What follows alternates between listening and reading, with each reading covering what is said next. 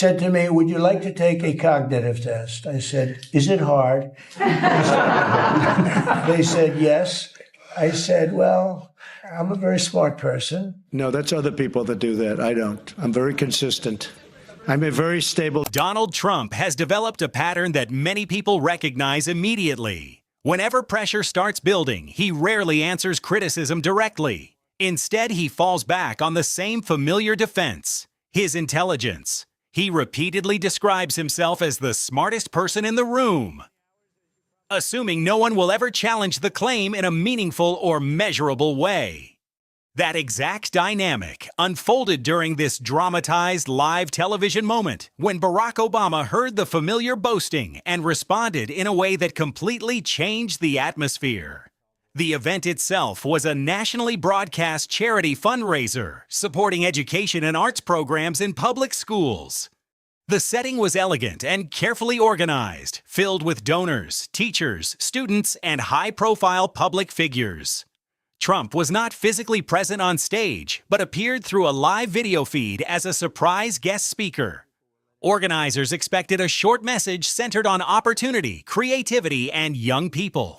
You ever wish you were running against Donald Trump? I think Hillary's doing just fine. I am enjoying campaigning on her behalf and also campaigning for Senate and House candidates because, look, we joke about Donald Trump, but Instead, the mood shifted almost immediately.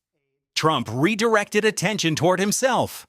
And what followed transformed an otherwise routine charity event into a moment the audience would remember long after the evening ended.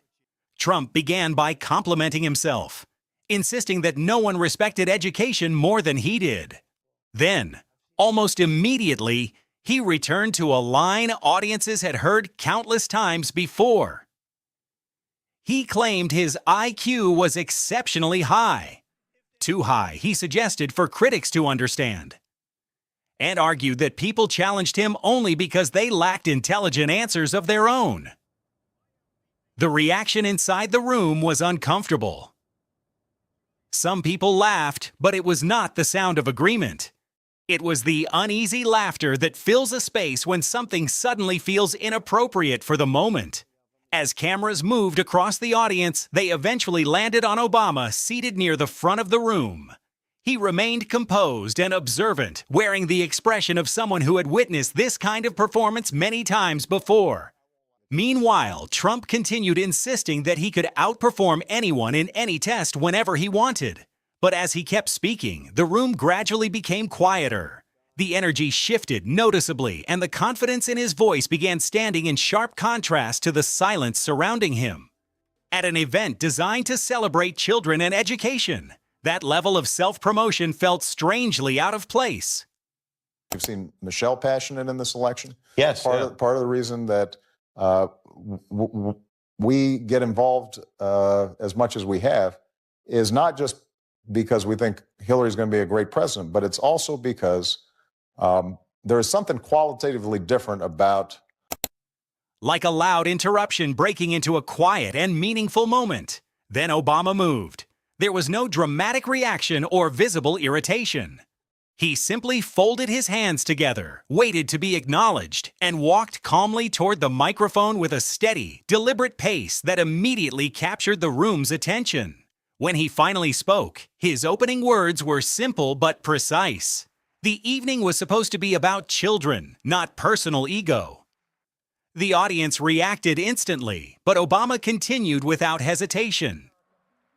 Looking toward the screen, he explained that intelligence is not something a person announces whenever they feel challenged.